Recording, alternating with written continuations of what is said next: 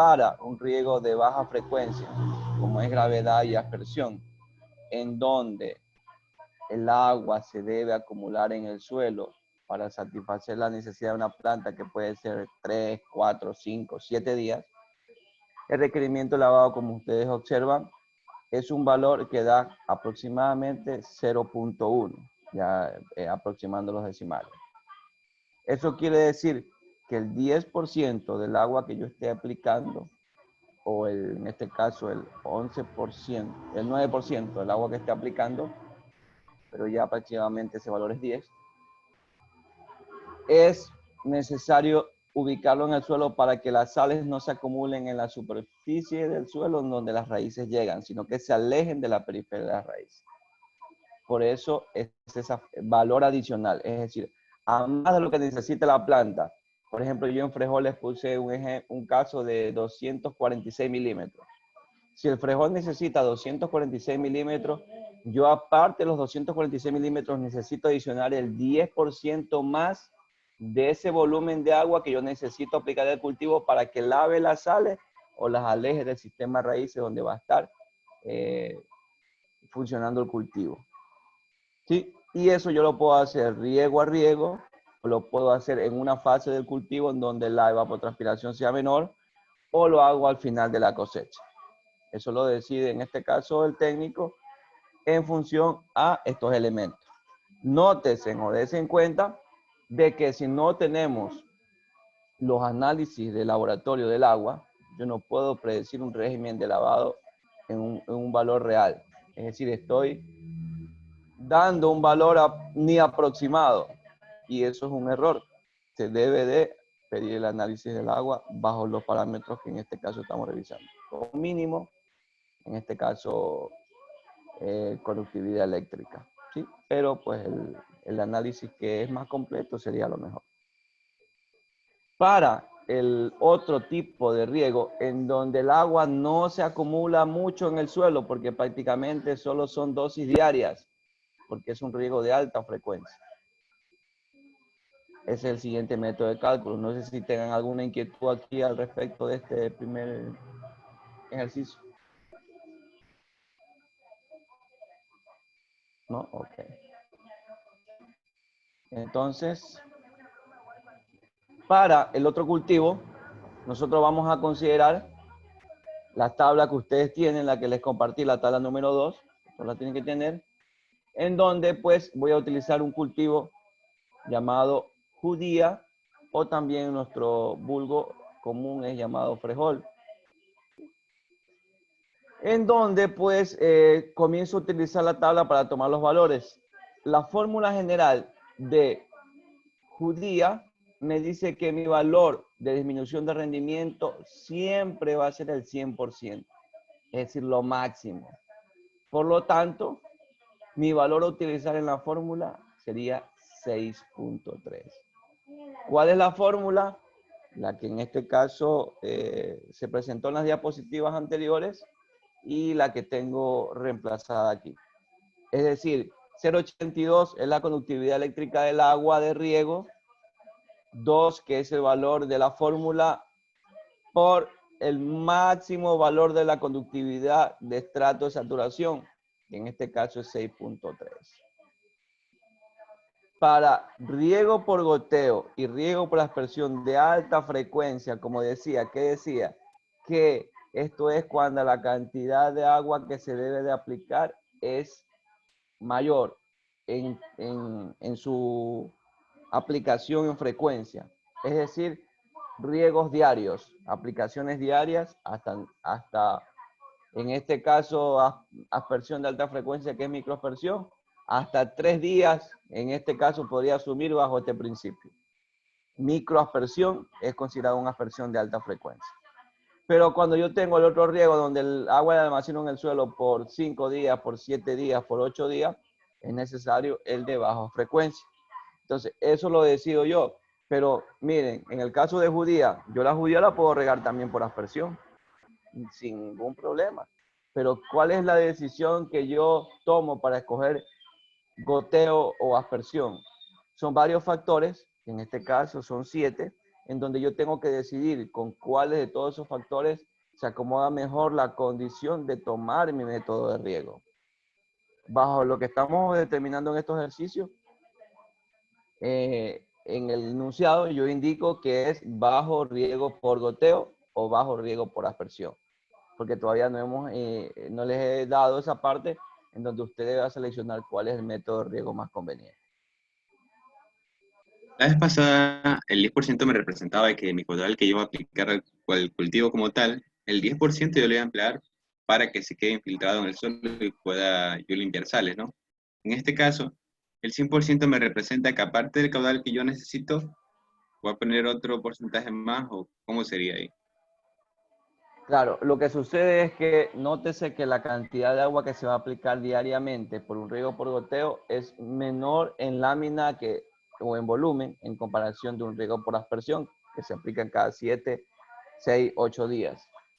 Entonces, si yo incorporo poca cantidad de agua, que es un riego por goteo, para que la planta lo tome con mayor oportunidad, la sal siempre va a estar acomodándose en esa área en donde están las raíces.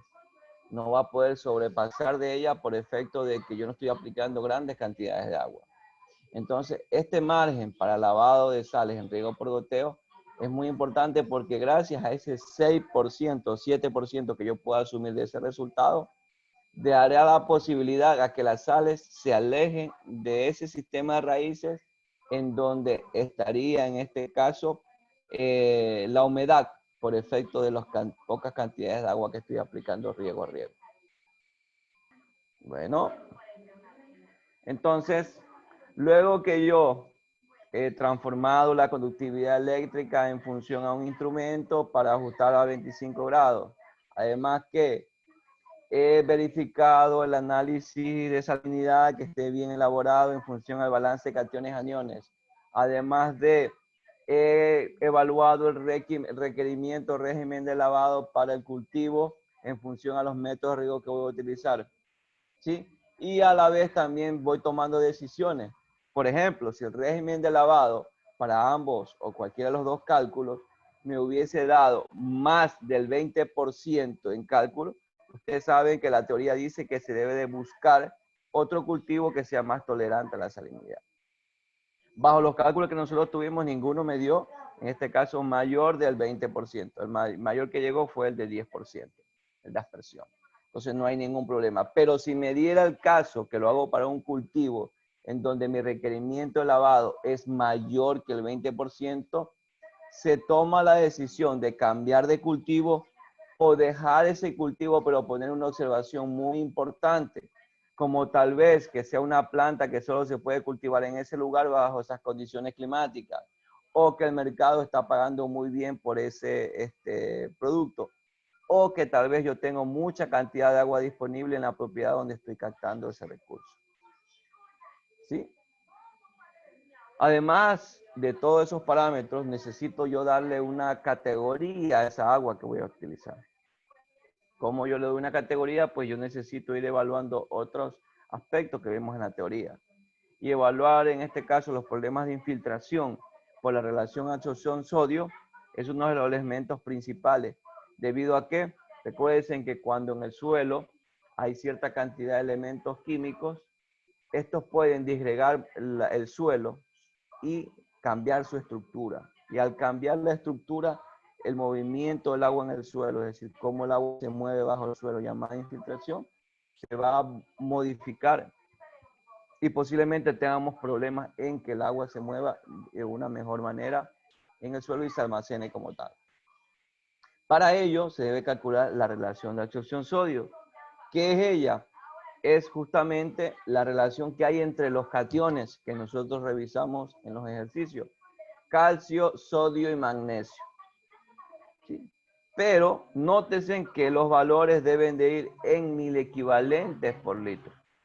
Y ahí es el problema, que algunos laboratorios no me presentan eso, y por eso fue que la sesión anterior hicimos unas transformaciones al respecto. Entonces, yo aquí tengo lo del ejercicio anterior. Nótese, tengo mis cationes, calcio, magnesio y sodio. Ahora bien, reemplacémoslos en la fórmula.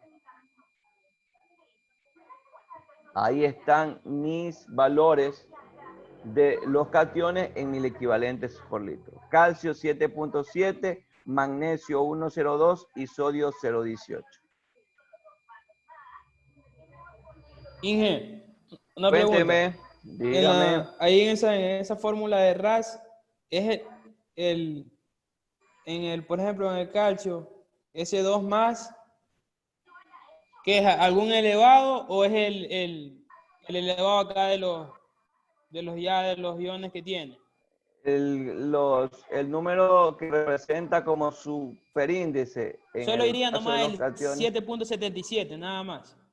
Ajá, es que esta es la valencia que tiene el elemento Ah, químico. Sí. ya, sí, esa era Calcio mi... vale 2 y magnesio vale 2. Sí, sí, sí. Ya, ok. Y como notan, es otro procedimiento en donde solo es reemplazar datos en una fórmula. Claro está, siempre y cuando ya tenga obtenido los valores de estos cationes en mil equivalentes por litro. Ok. Entonces, ya luego de que yo tengo mis valores, ustedes pueden tomar las tablas o la información que les envíe en la plataforma en donde deben de encontrar este archivo, este documento que presenta la clasificación del tipo de agua en función a las normas Riverside. Las normas Riverside es una clasificación hecha en la Universidad de California en Estados Unidos, en donde me da la clasificación de uso del agua según sus componentes. Componentes que van en función a la conductividad, que es una relación directa al contenido de sales, y el RAS, que es una relación del movimiento del agua en el suelo tipo infiltración. Entonces, ya tengo los dos valores. Voy a tomar la tabla y voy a ir apreciando mis valores como 820 fue mi valor de conductividad. Si notan en la tabla está en unidades de micromol sobre centímetros. Y los 820 yo los tomé en el ejercicio cuando hicimos verificación del análisis de agua en función a su salinidad. Ahí estaban los 820. Entonces está aproximadamente en ese punto en donde he ubicado la flecha. Y del otro extremo de la gráfica, pues tengo el índice de SAR o el índice de RAS, que es el valor que calculé, que en este caso es 0,086 o 0,9. Y lo trato de ubicar en la tabla en función a ello, que es lo que estoy haciendo con esa flecha. Entonces, luego de tener los dos valores, se proyectan en su infinito en ambos extremos y el lugar donde se intersectan ambos va a representar un cuadrante o un tipo de agua. Ese tipo de agua se puede interpretar en función a sus colores, como ustedes ven en la tabla, que ahí nos daría C3S1, color amarillo, donde dice agua utilizable para el riego con precauciones. ¿Sí? ¿Preguntas hasta ahí?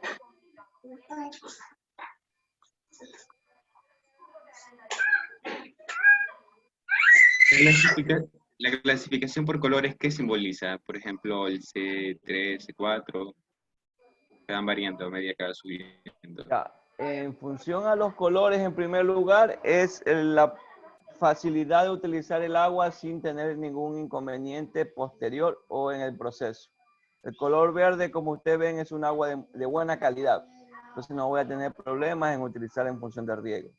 Pero las que ya son de colores amarillos, pues tienen una utilidad, pero hay que trabajar con precaución. Porque va a haber problemas de salinidad, va a haber problemas después de infiltración y me va a causar a que mi proceso productivo pues se afecte. Y la roja, como usted ve, pues no es apta para el riego. Igual están las clasificaciones porque cuando nos envían muestras de agua a los laboratorios, lo que primero hacemos es verificar un sinnúmero de elementos y entre uno de ellos también se encuentra esta clasificación, una clasificación de tipo de agua que le llamamos. Si quiero ser ¿Y la más detallado, codificación? ya, la codificación, eso es lo que está en la siguiente diapositiva. Ya, regáleme un ratito. Entonces, si yo quiero darle un detalle más importante a ello, relaciono los elementos. La C viene en relación a la conductividad y el S viene en relación a el índice de RAS o el índice de SAR. ¿Qué me quiere decir? Que la conductividad que yo que tengo de mi agua es una conductividad grado 3 y que mi índice de SAR o de RAS es 1 en grado 1. ¿Qué significa eso para cada uno de ellos? ¿Qué es lo que está ahí? ¿Qué significa? Tienen otra hojita en donde están las clasificaciones C1, C2, C3, S1, C2, S3, S4. Entonces, ahí, que el agua con conductividad 3 significa agua de salinidad alta, que puede ser utilizada para riego en suelos con buen drenaje, empleando volúmenes en exceso para lavar el suelo y utilizando cultivos tolerantes a la salinidad. Mientras que el S1 me dice que es agua con bajo contenido en sodio, por la cuestión de la infiltración, apta para el riego en la mayoría de los casos, pero sin embargo puede presentarse problemas con cultivos muy sensibles al sodio. Es decir, no me dice que voy a tener un problema de infiltración, pero sí me dice que como tengo presencia de sodio, hay cultivos que no son tolerantes al sodio y por lo tanto, si voy a trabajar con ellos, voy a tener problemas con ese tipo de cultivo.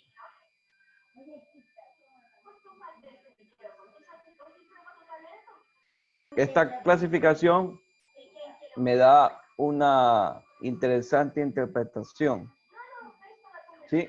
Y yo con ello, pues, como técnico, puedo hacer una muy buena recomendación a un productor sabiendo estos elementos, ¿sí? Y como tal, jóvenes, es muy importante porque como se relacionan todos los elementos químicos en el suelo, cuando ya se aplican, hay mucha posibilidad de que todo este paquete tecnológico, hablando del riego, funcione como tal vez no pueda funcionar.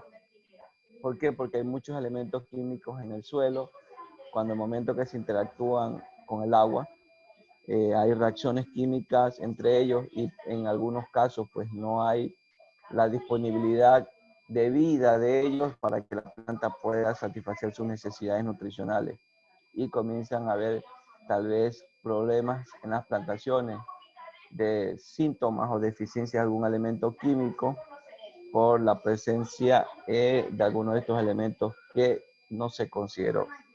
Y hay muchos resultados, no solo aquí en la provincia, hasta fuera de la provincia y también a nivel del planeta, muchos resultados no adecuados porque no se ha verificado bien estos elementos. Y como les decía, pues un análisis básico de estos que hay en los laboratorios está alrededor de $15. Y ya un poquito más detallado, que puede llegar hasta $40, $50, que no es mucho en comparación de todos los problemas que nos podemos no llevar al respecto de este análisis. Ya hablamos del agua y vimos las características de ellas en función a su composición y pues cómo se interactúa en función de ya en el suelo por efecto de su clasificación como tipo de agua. Pero pues los demás elementos no los hemos desarrollado. Y este es el tema en donde se va a considerar este aspecto. Relación agua, suelo, planta, que ya pues topamos algo de agua en función a su calidad. Y ahora pues vamos a iniciar con el primer recurso, que es muy importante conocerlo bajo los principios de la hidráulica agrícola. Características del suelo que afectan a la retención del agua, o llamadas propiedades hidrofísicas del suelo. Como ustedes saben, el suelo pues tiene en su composición partículas sólidas que son minerales y orgánicas que están alrededor de un 50%. En algunos documentos dicen que es 45% de materia en mineral y 5% en materia orgánica. Mientras que tiene agua con sustancias en disolución y además de ello tiene aire. Ellas en una ponderación del 25% de agua y el 25% de aire. Tanto el aire como el agua ocupan todos los espacios porosos que están ubicados en la matriz del suelo o en la matriz sólida. Estos elementos característicos del suelo en su composición general tienen algunas características o aspectos que afectan a la retención del agua en el suelo. Desde el punto de vista hidrofísico, a las propiedades que más afecta, en este caso la retención del agua en el suelo, es a la textura, a la estructura y a la porosidad del suelo. ¿A qué nos referimos con textura, jóvenes? A ver.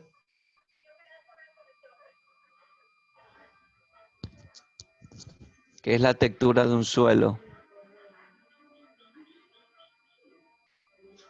Sería según sus diámetros, los diámetros que tiene, ¿o no? ¿Diámetros de qué? Del material, de la arcilla, arena, arcillas, limos, ese tipo, ¿no? Ya, el tamaño de las partículas del suelo. O de sedimento. Sí. Ok. Entonces, la textura, como ustedes observan en la presentación y como lo indicaba Farías, es el tamaño, en este caso, el tamaño de las partículas que conforman un suelo. Y este tamaño de partículas pueden ser, como ustedes ven ahí, arenas de un tamaño de 2 a 0.05 milímetros, en limo de 0.05 a 0.02 y en arcilla inferiores a 0.002 milímetros. ¿Sí? Esta clasificación se lo puede determinar en el laboratorio bajo diferentes métodos, bajo el método de la granulometría, el método de la pipeta, el método de los boyucos, bueno, un sinnúmero de metodologías que existen. Y esta textura pues hace relación a la proporción que hay entre arena, limo y arcilla que contiene cada uno de estos suelos o las capas que tienen estos suelos, capas o perfiles. Entonces, en función a la composición de arena, limo y arcilla, pues los suelos se clasifican según su predominancia. Unos pueden tener, en este caso, componentes, como dice ahí, un suelo franco, contiene una mezcla equilibrada de arena, limo y arcilla. Se dice que es 40 de arena, 40 de limo y 20 de arcilla. Ese tipo de clasificación, pues creo que estaba aquí, en este cuadro textural. Si ustedes ven, tengo aquí arena, 40, limo, 40 y arcilla, 20. Esto me da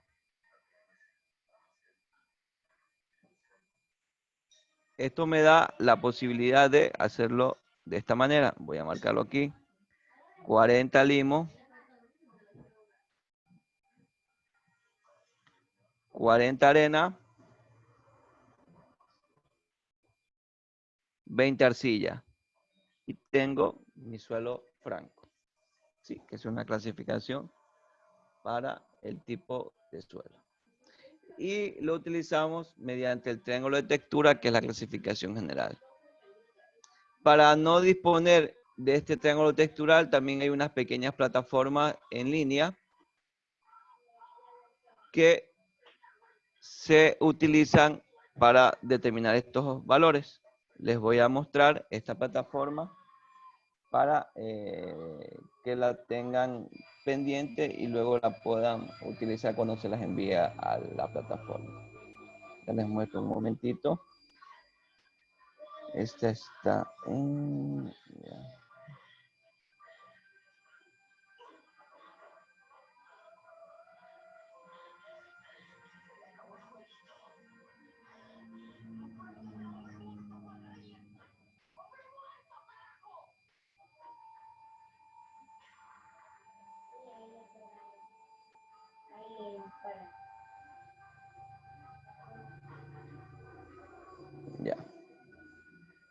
Un ratito, estoy por acá.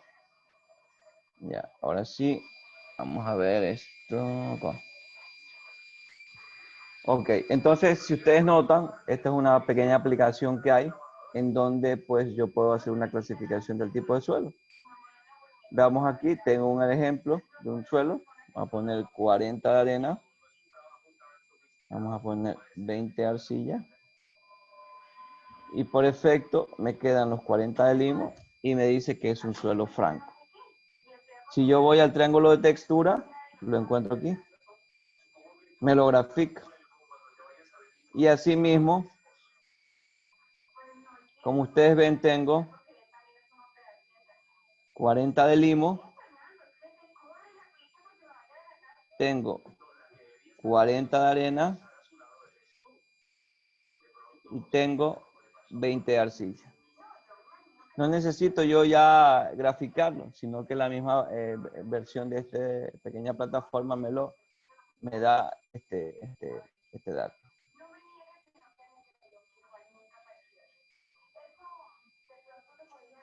Entonces, y así lo puedo hacer para cualquier tipo de suelo.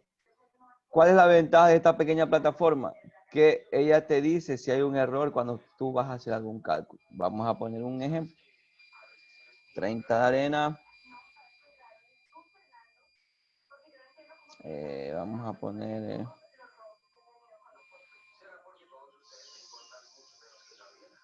45 de limo. Ya. Y aquí voy a poner, aquí sería 75, ¿no? Debería ser 25. Voy a poner 30 de arcilla. ¿Y qué me sale? Me dice error, falla. Es decir, estoy poniendo dentro de los porcentajes entre arena, limo y arcilla, hay un valor que no está bien ubicado. Y que tengo que verificarlo en función a el análisis de laboratorio o las pruebas texturales que he hecho. Entonces, si yo, por ejemplo, voy a corregirlo, pongo acá los 40. Y me sale que es un suelo franco arcilloso. ¿Sí? Así mismo voy a la plataforma y veo. Un ratito. Y veo aquí mi valor del segundo suelo. Si nota, está en el suelo 6. Acá tengo la clasificación del suelo 6. 5, 6. Franco arcilloso. Que se ve acá. Entonces, nuevamente, esta pequeña plataforma me sirve para poder dar solución a esto de las propiedades del suelo, que a veces no son tan común aprender a utilizar la tabla de textura. Por efecto de que a veces cuando relacionamos esta parte de aquí, voy nuevamente a la presentación, esta parte de cómo yo uno las líneas en función a la corrida que tiene el triángulo, no lo puedo tomar de buena manera. Entonces, esa pequeña plataforma sí me da la posibilidad de utilizar. Ok. Entonces, estos suelos de diferentes granulometrías en función a arena, limo y arcilla, pues tienen sus características de retención de agua. Si ustedes ven en el caso de los suelos de textura arenosa, como dice ahí arena, tiene macrosporos en mayor cantidad, tiene 3 signos positivos, 3 más. Tiene mesosporos, tiene 2.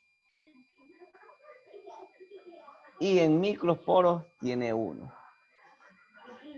En función hasta lo que ustedes han conversado con los compañeros profesores en las diferentes materias y en las que van específicamente al suelo.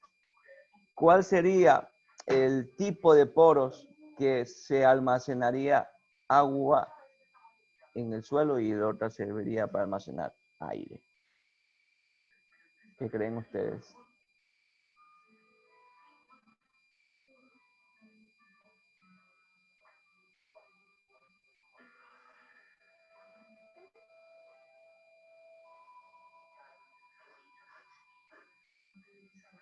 ¿Qué decimos cuando un suelo arenoso? Que es un suelo que no retiene humedad. Si es un suelo Sería que... arcilloso. No, estoy hablando de macroporos, mesoporos o microporos. ¿Cuál sería el que retiene en ese tipo de poros el que retiene agua? Los microporos, los que están en medio, la clasificación del medio. Mesoporos, creo que dice. Ya, a ver. ¿Qué dice la norma? Que los poros que retienen agua y que después pueden ser disponibles para los seres vivos, en este caso los vegetales, están considerados netamente como los microporos. Pero en algunos casos los mesoporos también pueden retener agua, pero también retienen aire. Va de acuerdo al grado de saturación que se presente en esos suelos. Y si notamos en el suelo arenoso, ¿qué tengo? Pocos microporos y mesoporos pocos, pero más tengo macroporos. Un suelo arenoso más lo que tiene es aire en su interior, sí, pero poca retención de humedad.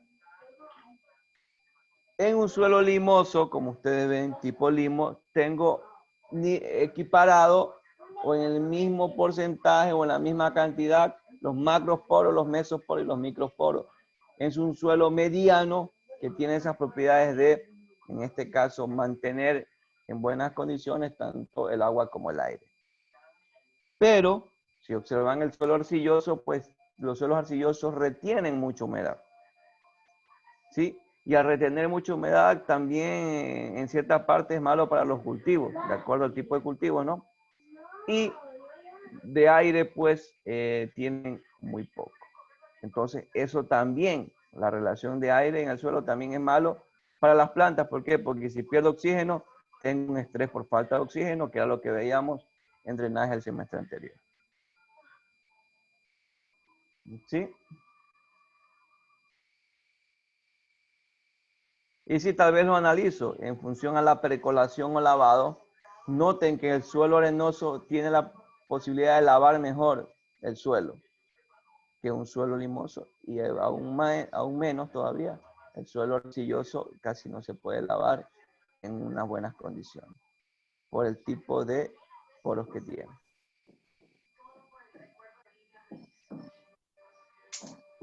¿Preguntas?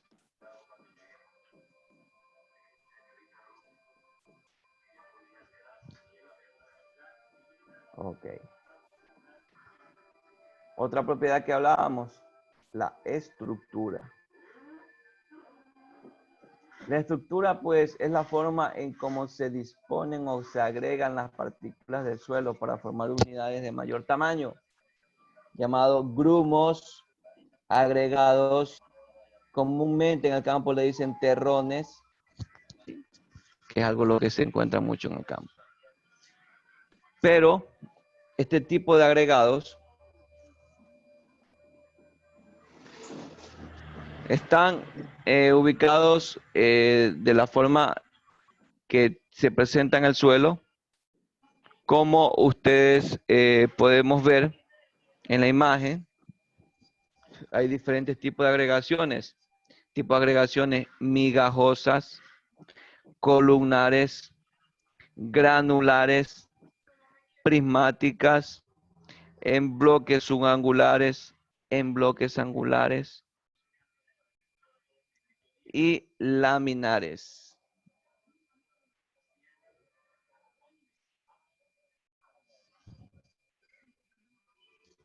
Como podemos observar, asimismo, se ve la forma en cómo están estructurados cada uno de ellos en función a una característica más específica. Si vemos la microestructura, por ejemplo, de un suelo migajoso, veamos cómo se observa internamente, que es diferente a un granular, que es diferente a uno en bloques y que es diferente también a los laminares. Es decir, que en función a cómo se agreguen estas partículas en el suelo, pues vamos a tener la presencia de poros que pueden ser de mayor tamaño y de menor tamaño, pero que todos estos vienen condicionados en gran medida a la estructura con que esté conformado ese suelo. Y pues si quiero analizar cómo se movería el agua en función a estos tipos de suelo, puedo mirar esta imagen en donde veo que la estructura del suelo en función a la retención y movimiento del agua se puede presentar de esta manera. En suelos tipo grano simple, vean que el flujo es rápido. En bloques el flujo es moderado y en laminar el flujo es lento. Sí. Asimismo con granulares, con prismático y con masivo o macizo. Se presentan comportamientos diferentes. Asimismo, como la textura se mantiene constante, la estructura puede variar con mucha facilidad, ya que las fuerzas que unen las partículas elementales dentro de los agregados son muy débiles. ¿Sí? Y eso depende mucho de las actividades del hombre, las actividades antrópicas que se generen en cada uno de los suelos y que pueden ir afectando esta propiedad que nos afecta mucho en el movimiento, en la retención de agua en el suelo. Otro elemento que se considera al respecto como propiedad del suelo hidrofísica es la porosidad. La porosidad viene siendo, en este caso, la fracción de volumen del suelo no ocupado por el material sólido. Y viene condicionado por textura y por la estructura. ¿Sí? Y ahí podemos ver en las imágenes cómo se podría encontrar un suelo ya en una radiografía más específica. A veces es difícil calcular la porosidad en función al elemento principal, pero sí puedo tomar otros elementos aleatorios o ya establecidos dentro de ella para llegar a definir este valor. Y uno de ellos es la densidad aparente del suelo, que tiene mucho que ver o relación directa con la porosidad. ¿A qué nos referimos con densidad aparente? A esa densidad del suelo tal como es, pero que incluye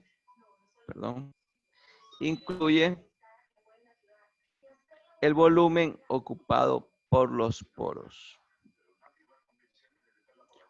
Y es igual al peso de una muestra de suelo seco dividido para el volumen. Y esta densidad aparente pues es muy variable y puede cambiar de tramo a tramo en los suelos. Cuando se hacen trabajos en geotecnia, uno define la compactación de los suelos por efecto de las construcciones y esa compactación del suelo pues tiene mucho que ver con la densidad. Mientras el suelo más compacto esté, es decir, tiene menos espacios porosos, es decir, es compacto completamente el material y eso me da la posibilidad a que el agua no pueda ingresar ni moverse en ese perfil y me pueda perjudicar mi estructura o mi obra hidráulica que estoy implementando en ese lugar.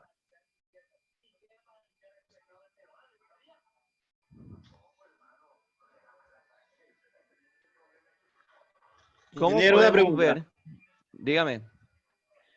Pero el caso de que haya espacios porosos para la agricultura es bueno, ¿verdad? Ya, para cuestiones de agricultura se maneja en diferentes aspectos. No es ni bueno ni malo. Así como decir, por ejemplo, no hay espacios porosos en un suelo es malo porque al estar un suelo compactado no se va a mover el agua y las raíces del cultivo no van a penetrar.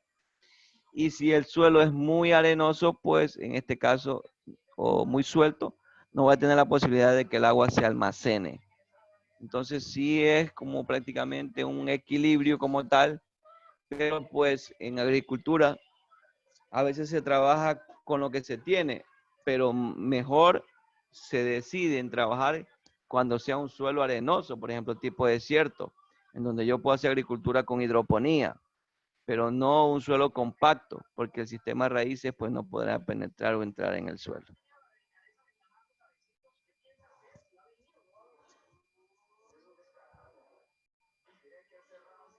¿Sí?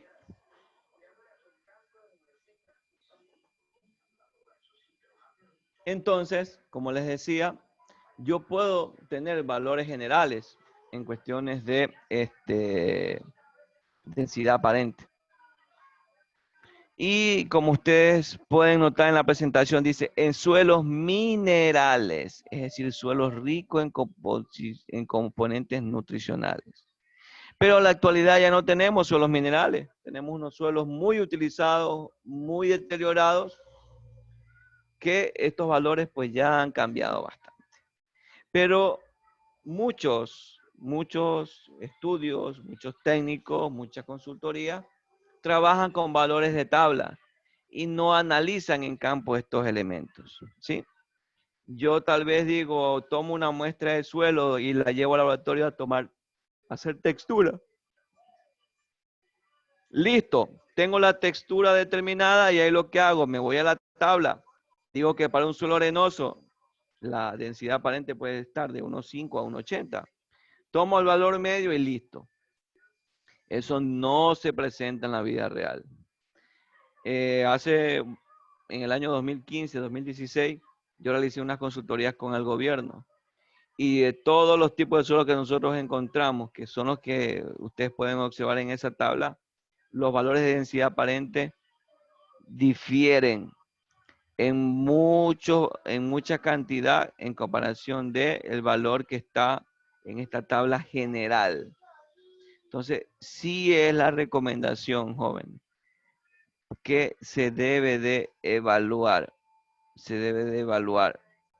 específicamente las áreas en donde se empieza a entregar proyectos de riego tecnificado. Un análisis de densidad aparente, lo que tiene un costo del laboratorio es de $6. Claro, si usted va a hacer un perfilado de un suelo, puede tener 4 o 5 perfiles. Ya estamos hablando que es un rubro de 6x4, 6x5, de $30. Y pues a veces el productor no quiere pagar completamente el estudio. Sí es recomendable que les hagan entender a ellos, porque si no, nuestros diseños y las programaciones de riego pues no se van a desarrollar bien. Y ya muchos ejemplos se ven. Para ninguno de nosotros es desconocido que todos los proyectos de riego que ha ejecutado el gobierno provincial pues a la actualidad tienen muchos problemas. Y esos problemas justamente van, ¿por qué? Porque en realidad los estudios, las consultorías y las implementaciones no se hicieron con todos los criterios técnicos, con toda la información real levantada en campo. Y eso ha dado la pauta a que ahora se encuentren muchos problemas y que hayan inclusive denuncias y demandas a los contratistas por la ejecución de estas obras. Entonces, por favor, ya mismo ustedes se insertarán a la parte profesional y no caigan en el mismo error que otros, porque si no, pues en realidad todo ese presupuesto que se invierte en esas obras nunca va a dar los resultados debidos.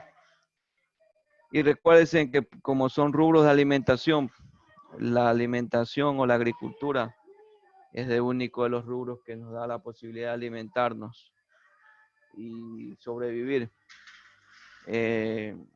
Claro está, usted puede, por ejemplo, ahora dejar de pasear y no le sucede nada, pero dejar de alimentarse no lo va a poder dejar por efecto de su funcionamiento como ser humano. Entonces, traten de cuando les toque estas experiencias o conversar con alguien, pues que sean muy éticos en desarrollar este tipo de trabajo, porque da resultados como los que tenemos ahora, en donde no son adecuados porque no se manejó el estudio o la información necesaria. Asimismo, yo puedo conocer la densidad real de un suelo y también es fácil de determinarla. Nosotros en el laboratorio lo hacemos por el método del pignómetro. o del alcohol, del pignómetro, y utilizamos alcohol etílico. En realidad no es un costo muy alto, pero pues también, como lo ven en la diapositiva en la presentación, también hay un valor que ya está establecido, pero para suelos minerales y no para suelos, en este caso, ya con menos propiedades minerales que lo que tenemos ahora. Nosotros hemos hecho valores y nos sale 2.3, 2.2, 2.1 y ya no 2.6, porque varía para diferentes tipos de suelos. Y la densidad real es justamente la densidad de las partículas sólidas a ese porcentaje de suelo seco dividido por el volumen ocupado por sus partículas. Y por eso lo hacemos bajo esta metodología del pignómetro, que es justamente como medimos estos elementos para poder determinarlo. Asimismo, es muy sencillo, poco lo hacen los laboratorios, porque pocos es demandado por la parte técnica. Pero la porosidad es muy importante y la relación entre densidad aparente y densidad real, pues en este caso me va a dar la porosidad de un suelo. ¿Preguntas?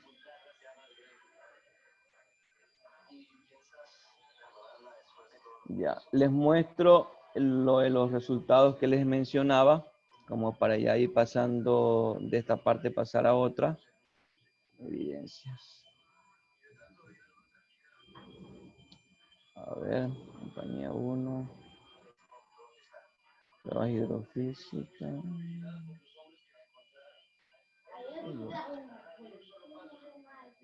A ver. No. Proyecto. Ya. Análisis físico. Ya. Aquí tengo un ejemplo. Ya les comparto. Ok. Por ejemplo, esto es un estudio que, como mencionaba, lo había hecho en el 2015 para el Ministerio de Agricultura, en donde tengo varias propiedades de diferentes productores, en donde hemos analizado algunas propiedades hidrofísicas del suelo. En este caso tengo tengo textura, tengo estructura y tengo densidad aparente para relacionarlo en función a su porosidad. ¿Sí? Y como notan, pues, en este caso, en un suelo franco, vamos a poner aquí, tengo un franco arcilloso y la densidad aparente es 0.83. Si yo me voy a la tabla con que estábamos trabajando, un suelo franco arcilloso, según la tabla que teníamos, tiene una densidad aparente de 1.3 a 1.4. Entonces, démonos cuenta que difiere mucho 1.3 a 1.4 en función a este suelo, 0.83 o 1.6. Tengo dos valores de franco arcilloso. Ojo con la tabla. 0.83 arriba y 1.06 abajo. Pero mi tabla me dice 1.3 a 1.4. Difiere mucho. Y si yo me quedo con mi valor de tabla, no va a ser el real. Y tampoco puedo deducir muchas cosas que están pasando en esas propiedades. Muchos usos indebidos del suelo, mucha compactación, ¿sí? Que no es lo debido a la actualidad. Y así pues, en todos los tipos de suelo que se pueden observar aquí, van a haber datos que difieren mucho de la tabla general para, en este caso, suelos minerales. Ya no suelos agrícolas, como los que ahora son ya suelos bastante desgastados.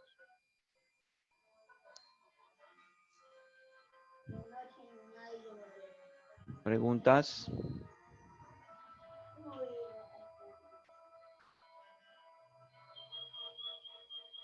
Ingeniero, ¿y ese estudio Dígame, de los niña. suelos, dónde lo hacen hacer? Ya, normalmente existen laboratorios. Aquí no se pide mucho que sean certificados, en realidad.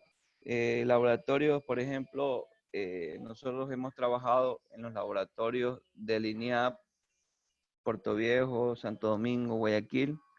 También hemos trabajado con laboratorios particulares, en donde pues digamos que se negocia o se establece formas de trabajo con el laboratorista para poder entregar las muestras, porque siempre se recomienda planificarlo con el laboratorista para que las muestras lleguen, en este caso, frescas al laboratorio y puedan ser procesadas de la misma manera, para que los resultados pues tengan mayor seguridad. Y también lo podría hacer prácticamente usted en su casa, siempre y cuando tenga una estufa. A veces no lo ponemos en estufa, sino que lo desecamos en microondas. ¿Sí? También se puede, pero hay que estandarizar una metodología. Y necesita tener los anillos. Los anillos, ya les muestro un ratito. Algo se ve en la imagen. Los anillos, un ratito.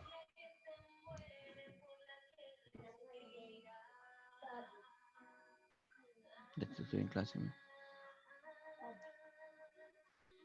¿Qué pasó? No sé. Ahí esta máquina.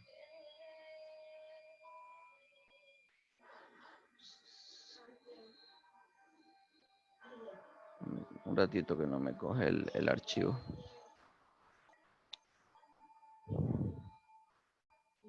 Ya. Ahí sí, vamos a ver.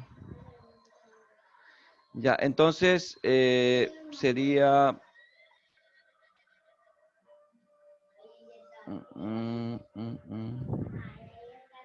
Ya. Sería así. Aquí hay un cilindro que está incorporado en el suelo. Y pues se utiliza para introducirlo en el suelo y tomar una muestra. Siempre las muestras de densidad aparente son muestras de suelos inalterados. Es decir, yo no puedo perturbar, en este caso, lo que estaría dentro del cilindro para tomar los datos o la muestra que me dé el mejor resultado. Entonces, eso es otro elemento de trabajo. Nosotros en la universidad, gracias a los grupos del 2015-2016, tenemos ya una maleta de cilindros en donde pues con todas sus herramientas necesarias lo utilizamos para tomar muestras de suelo, para densidad aparente, capacidad de campo y para otras propiedades hidrofísicas. Sí, solo es necesario, es el laboratorio, que en este caso en la universidad también lo tenemos, y cuando me toca hacer algún trabajo con los estudiantes como para tesis o para asignatura, pues procedemos a utilizar el laboratorio nuestro para determinar los valores y obtener cada una de estas propiedades hidrofísicas que tiene el suelo. ¿Sí? Estos cilindros pueden ser de galvanizados, pero también los de acero inoxidable, que son los de Monel. Actualmente nosotros tenemos de Monel, de acero inoxidable, porque pues es mejor para trabajarlo y para que la herramienta continúe en buenos estados en función del tiempo. También usted puede comprar una maleta de estas herramientas de casas comerciales. Pero así de claro, comprar herramientas de casa comercial tiene un costo hasta de $30,000 y una maleta que solo tiene 25 cilindros. Y le aseguro que si usted compra un tubo de Monel de 6 metros, le cuesta $100 y el cilindro lo que tiene que tener es 5 a 6 centímetros de longitud. Imagínense en una tubería de 6 metros cuántos cilindros nos saca. Entonces ya lo que hemos hecho ahora es incorporar esta tecnología de cilindros artesanales, levantarle la información correspondiente de diámetros, de peso, de características del elemento como tal, y pues hacer los cálculos correspondientes para darnos la posibilidad de ahorrar bastante material. ¿Sí? Ingeniero, y si lo hace en microondas, o sea, se supone que en el horno había que dejar bastante tiempo la muestra hasta que se seque. Y si la hace en microondas, ¿cuánto tiempo le he dejado? Ya, en microondas, por eso le decía al inicio, se debe de estandarizar el uso del microondas porque hay de diferentes marcas, de diferentes tamaños, de diferentes características. Entonces, ¿cómo lo estandariza? Normalmente usted debería tener una balanza analítica de precisión y de peso y el microondas. Usted debería estar pesando, por ejemplo, hora a hora ese cilindro que se está secando. Cuando ya el peso se haga constante, hasta ahí era el tiempo que debería estar secándose. Y ya usted estandariza ese tiempo y dice, no, pues ya ahora nomás me toca es poner 4 horas porque ya sé que a partir de la cuarta hora en adelante ya el peso no me varía. Y yo estandarizo ya la situación de este rubro. Y formaría parte, digamos que de un laboratorio básico casero de un ingeniero. Si quiere comprar una estufa, yo estuve cotizando el año pasado porque tengo intención de comprarme una. Está una pequeña en $2,000. Una estufa pequeña que más o menos, así como a mí me gusta trabajar, yo creo que sí le pongo unos 20 a 30 cilindros como para hacer la evaluación. Y también hay que ver hasta cuál sería la cantidad máxima o mínima de cilindros que soporte, porque también cuando se pone mucha muestra de secar, no funciona bien el equipo. Entonces eso también es importante estandarizar cuando uno quiere tener resultados de muy buena calidad.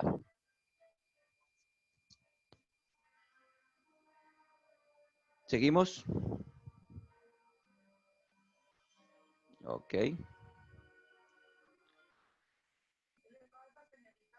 Entonces, estábamos hasta aquí. Ahora bien, recuerden que la porosidad es el elemento principal. Ya que no lo puedo determinar, pues tengo que buscar los otros métodos, como dijimos, densidad aparente y densidad real. En algunos documentales, pues, se dice que la porosidad del suelo puede variar del 40 al 50%. Pero hay algunos casos en donde, pues, como en este ejemplo que vamos a calcular, que los valores, pues, son mayores que lo que se dice en este caso en el concepto general. Ojo, pero recuerden lo siguiente. Si nosotros decimos que el suelo es 50% material sólido y 50% material gaseoso, la porosidad debería estar en esa relación. Es decir, entre, como dice el documento, entre un 40 al 50% y rara vez o no he encontrado que sea mayor del 50%, porque es decir que sería un suelo muy suelto para que pueda tener ese margen de porosidad. Una porosidad más del 50% es un suelo demasiado suelto. Entonces, ojo con eso cuando ya puedan tener información al respecto de laboratorios o de análisis, chequen bien eso. No puede pasar. Nosotros hemos hecho resultados de diferentes suelos y no he llegado a ese valor. Siempre pongo en las presentaciones ese valor del 54% como un punto de interés para ustedes, para que en este caso recuerden de que no es un cálculo o no es un valor o no son datos reales que se den en la práctica cuando ya tomamos valores. Los valores reales oscilan entre lo que está en la parte superior, del 40 al 50%. Y en el ejemplo que tenemos ahí, para aplicar la fórmula, dice que tengo una muestra de suelo tomada en un cilindro metálico. Conozco los datos de peso de la muestra de suelo seco, 81 gramos, volumen del cilindro, 67 centímetros cúbicos, o densidad real y densidad real de las partículas. ¿Qué puede haber pasado también, jóvenes, en este caso o en este enunciado? Que alguno de los valores puede haber sido no bien tomado. Por ejemplo, peso de la muestra del suelo seco.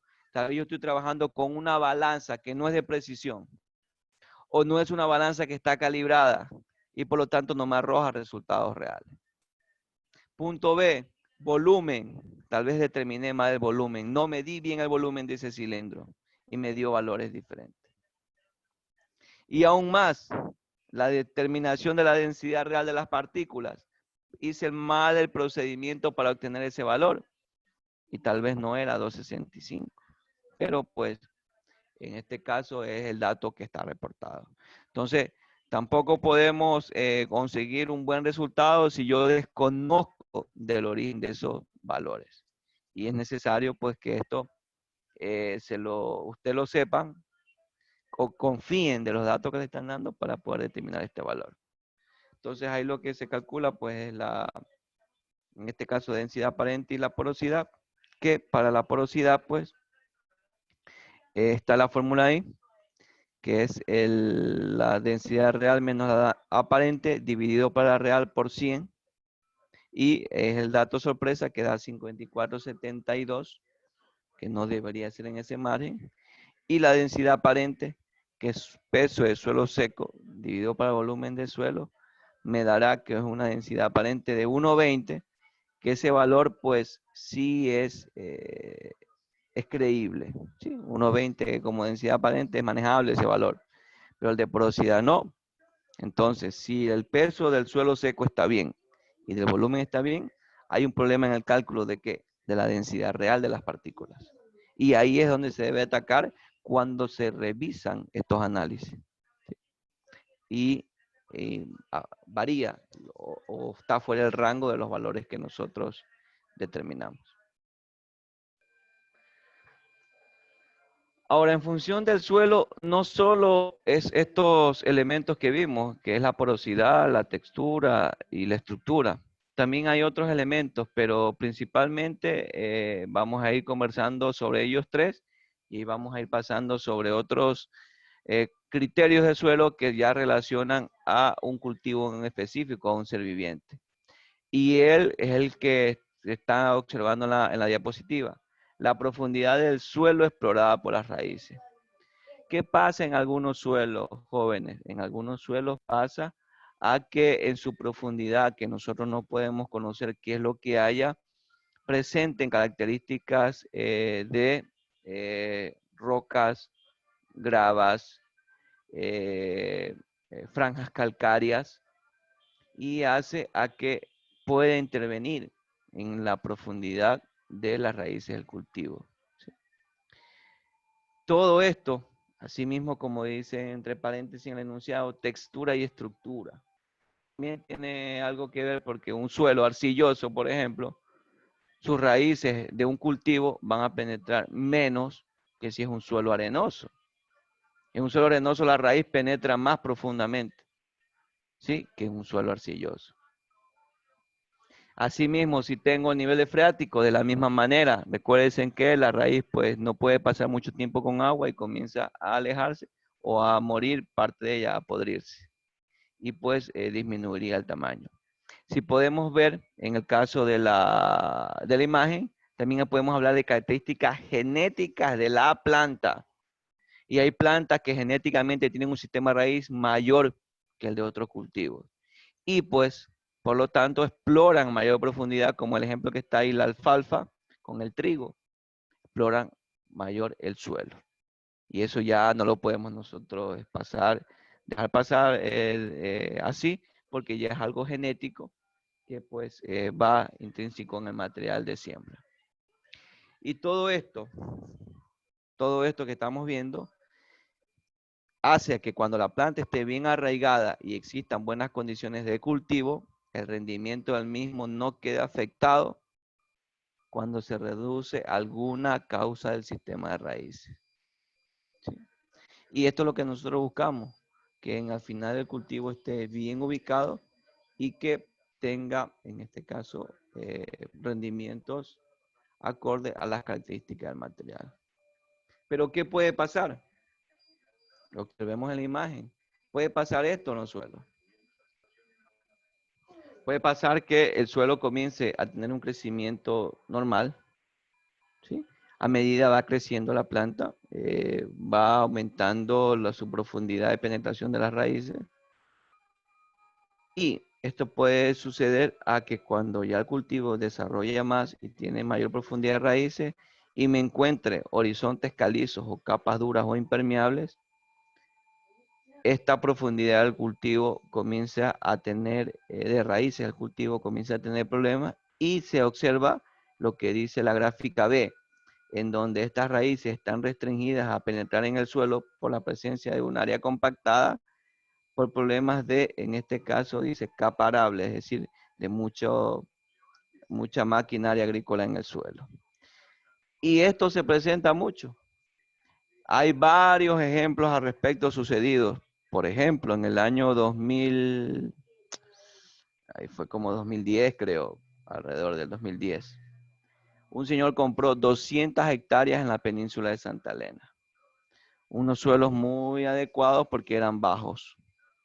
Y pues él tenía la intención de sembrar cacao. Recorrió la propiedad y decidió comprarla porque tenía todas las características que él creía que tenía para cacao. Bueno, el señor no hizo pruebas a profundidades del suelo, solo hizo cuestiones de apreciaciones superficiales y decidió sembrar las 200 hectáreas de cacao. El cultivo comenzó a crecer y cumplió prácticamente su año en este caso, de estado en campo, de trasplante. Y el cultivo comenzó a crecer bien. Creció y se desarrolló sin ningún problema. Cuando el cultivo comenzó a tener ya la presencia de sus primeras flores, ya cumplió el año y seguía ya la etapa de floración de las primeras flores de un injerto, hizo que se cayeran todas sus flores y en este caso no presentara márgenes de producción. El dueño de la propiedad dijo que esto no era conveniente y que el técnico que estaba a cargo de eso pues no podía continuar porque estaba haciendo mal su trabajo. El técnico, él estaba aplicando todos los criterios agronómicos que él tenía conocimiento y estaba haciendo un buen trabajo. Bueno, el señor lo despidió al primer técnico y contrató otro técnico más.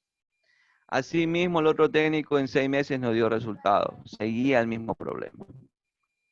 El señor desesperado acudió a las oficinas del Ministerio de Agricultura en Guayaquil y fue a pedir ayuda de los técnicos de esa zona.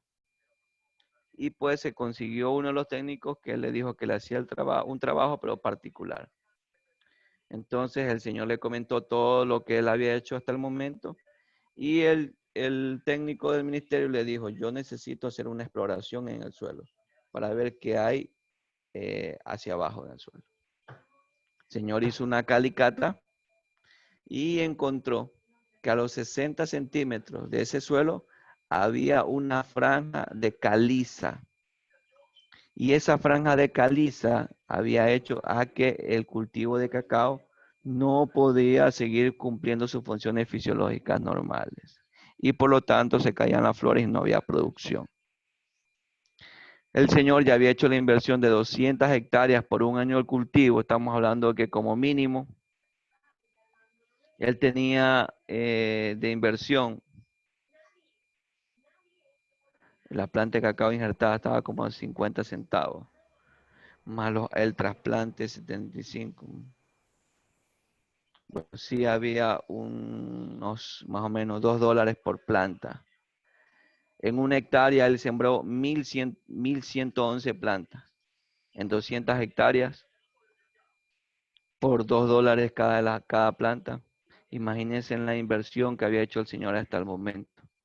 Y no consiguió ningún beneficio económico del cultivo por efecto de que no había producción. Y ahí, Entonces, una pregunta. O sea, cuénteme. en teoría ahí no habría ninguna solución a ese problema. O Vamos sea, a poner dos soluciones generales y ya las prácticas que serían las más convenientes. La general es que usted saque los 60 centímetros de suelo y luego saque toda esa capa caliza y luego nuevamente vuelva a poner el suelo sin esa capa caliza. pero Uno. Dos, que deje afuera la inversión de las 200 hectáreas y que se muera todo el cultivo de cacao, usted mismo lo haga cortar y siembre un cultivo, en este caso, que no tenga su sistema de raíces tan profundo como el cacao. ¿Qué escenario se queda usted? y prefiero tirarlo abajo y sembrar otro cultivo. Igual, dependiendo también la inversión de él, qué tanto gastaría en remover todita esa tierra. Que saque la En los- caliza ya directamente. Claro, una opción sería esa, sembrar, como usted dice, una plantación con raíces más cortas. O sea, yo también ahí dependería en qué gastaría menos. El rubro de movimiento de tierras es muy alto, y para 200 hectáreas demasiado. Dese cuenta de Entonces, ahí, es bastante. entonces el señor tomó la decisión de tirar abajo el cultivo de cacao y creo que se dedicó a sembrar hortalizas del sistema de raíces no tan profundo, o en este caso de pasto, de pastoreo para algún tipo de ganadería que se podría conseguir en esa zona, y olvidarse completamente del cacao. Ahora, ¿cuál fue la lección del señor? Eh, Como dice, las apariencias engañan. Superficialmente el suelo se veía muy bueno, pero hacia las capas profundas no sabemos.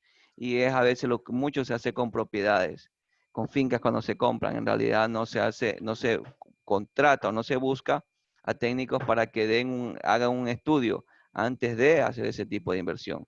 Lo que ha pasado con los camaroneros que comenzaron a sembrar camarón de agua dulce y también fallaron porque no hicieron un buen estudio de los suelos cuando comenzaron a decidir de hacer movimientos de tierra y luego en este caso plantar estos camarones. Lo importante de esta profundidad que tienen en este caso las raíces de los cultivos en el suelo es llegar a ver cómo se distribuye en él. Como ustedes pueden ver en la imagen, en el primer cuarto del suelo se encuentra el 40% de las raíces de la planta. En el siguiente cuarta parte el 30%. En la otra el 20%. Y finalmente el 10%. Como notan, yo debo de tratar de siempre mantener húmedo mi suelo en los primeros centímetros o en los primeros áreas donde se encuentra la raíz, porque es la mayor cantidad de raíces que va a tener el cultivo y por lo tanto va a ser donde absorbe el agua. ¿Y qué pasa en nuestro suelo? Lo primero que se seca son los primeros centímetros del suelo por efecto de la evaporación. Entonces ahí es que tenemos que reponer las cantidades de agua necesarias para que esto no suceda. Esta distribución usted se puede establecer en general para los cultivos, ¿sí? Y se puede presentar bajo esa imagen, como les decía, yo aplico el agua, siempre humedezco esta cantidad de suelo superficial o llega hasta la periferia, como ustedes ven en la imagen de las raíces, y pues el agua se va agotando con rapidez de las capas superficiales a las más profundas. Y este agotamiento de las aguas disponibles en las capas superficiales continúa en este caso la planta absorbiéndola de las capas más profundas. Pero lo que es más conveniente es reponer el agua gastada en la zona superficial. Y por eso pues que el riego es la técnica que se creó al respecto. ¿Cuánto sería de profundidad que nosotros deberemos tener marcada en nuestros diseños? Yo debo de humedecer solo el 80% de la profundidad total de las raíces del cultivo. Si mi cultivo dice que tiene su sistema raíz, yo la evalué, yo hice una evaluación en campo, sembré una plantita, vamos a poner de pimiento, y yo evalué todo su sistema raíz con ese riego, con el riego por goteo, y yo dije que tenía una profundidad de 50 centímetros el pimiento. Yo solo debo regar de esas 50 centímetros de profundidad el 80%. Entonces solo son 40, en este caso 40 centímetros, que yo debo de entregarle de agua a esos primeros 40 centímetros de raíz o del suelo en este caso. El resto ya no es necesario. ¿Por qué? Porque el otro porcentaje o el otro 20%, la planta lo dedica ¿a qué? A sostenerse, pues. En la parte del fondo de la planta, esa raíz principal también está en las raíces que se anclan, en donde esas no se dedican prácticamente a absorber agua y nutrientes. Y es necesario que nosotros lo hagamos. ¿Por qué? Por efecto de optimizar el recurso, agua. ¿Sí?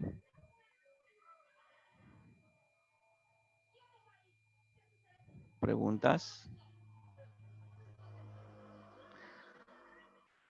Ahora, nosotros podemos encontrar esta tabla. Esta tabla todavía no se las he compartido a la plataforma porque todavía no es una tabla que vamos a utilizar. ¿sí? Pero imaginémonos diferentes profundidades de cultivos. Yo les daba un ejemplo en maíz. En maíz verde, que es el que nosotros trabajamos, está de 80 centímetros a 1.2 metros. Aquí en nuestro medio yo no he encontrado un maíz que tenga una profundidad de raíces tan mayor. Solo en el caso de que el maíz se esté sembrando por surco, por gravedad, puede llegar a tener una profundidad de hasta 80 centímetros. Eso sí es cierto. Pero por eso estas tablas se deben de actualizar mucho en función al método de riego que voy a utilizar. Y todo esto no se encuentra, jóvenes, en libros, en tablas. Todo esto se lo debe de obtener, en este caso de ensayos o de pequeñas pruebas de campo, para poder entregar la información más real de, en este caso, los cultivos. ¿Preguntas? Ingeniero, el mango también decíamos que era una planta que sobrevivía bastante tiempo, pero sin embargo creo que el mango por lo general, sobrevive de 10 a 20 años, o sea, dando frutos, porque el momento en que arrancan el mango de la flor, ya la planta se va dañando y por lo tanto la planta ya va, por eso es que encontramos puros palos de mangos que no son actos, ya no dan frutos todos los años. Por eso el mango es delicado en ese sentido. Más que todos los cítricos, sí, eso como naranja, mandarina, eso crece cada cierto periodo. Pero el mango, dependiendo de qué tipo de mango sea, de 10 a 15 años, si lo explotan cada año, puede sobrevivir. Claro, lo que sucede es que en la agricultura hay esa técnica que se llama actualmente que es rejuvenecimiento de plantaciones, y eso ha dado la posibilidad que muchas plantaciones puedan volver a tener su margen de productividad en función a este rejuvenecimiento, a esta práctica, a esta técnica, y lograr de tener mayor cantidad de años. Yo conozco plantaciones que tienen, en este caso, de plantas de mango, de unos 80, 100 años, son árboles inmensos, pero todavía tienen un margen de producción poco, inestable, pero lo tienen y están en algunas propiedades de algunas zonas en específico. Sí se puede presentar, pero ya tal vez a nivel productivo, a nivel rentable, ya no es conveniente, ¿sí? En función a ese tipo de cultivo. Pero todavía se está estudiando mucho esas técnicas. Y ese suelo, Inge, del mango, que ya tiene, o del cacao, que tiene 50, 40 años, ese suelo ya está súper malo, ¿verdad? Porque ya ha absorbido todos los nutrientes. Bueno, la ventaja que tienen estos cultivos es que todas las hojarascas o las hojas que están mudando la planta por efecto del tiempo se incorporan nuevamente al suelo por descomposición. Claramente está que si hay un margen de disminución de la fertilidad del suelo, como pasa en todos los suelos, pero un suelo en donde se encuentran plantaciones de mango o de cacao, siempre son suelos en donde tienen un margen de riqueza muy bueno en función a materia orgánica, que lo incorporan bastante en el suelo. La tierra de cacao que le digo es súper que buena. Por lo general, mi abuela la utiliza para sembrar plantas o hacer su era y todo le produce recontra que bien. Claro, exactamente. Por eso le indico a que este comportamiento pues tiene mucho que ver con los desechos que va generando naturalmente la planta y que pueden beneficiar al cultivo o en este caso al suelo si lo estaríamos mirando de cualquiera de los dos puntos. ¿Alguien más?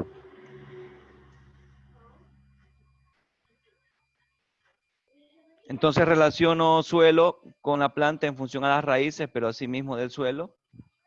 Y pues para avanzar y ir cerrando la jornada del día. Ahora bien, si yo tengo textura como propiedad, estructura, porosidad, profundidad de raíces, qué me interesa a mí también del suelo? Saber cómo expresar el contenido de humedad. ¿Por qué? Porque este contenido de humedad va a ser uno de los elementos principales en mis programaciones de riego.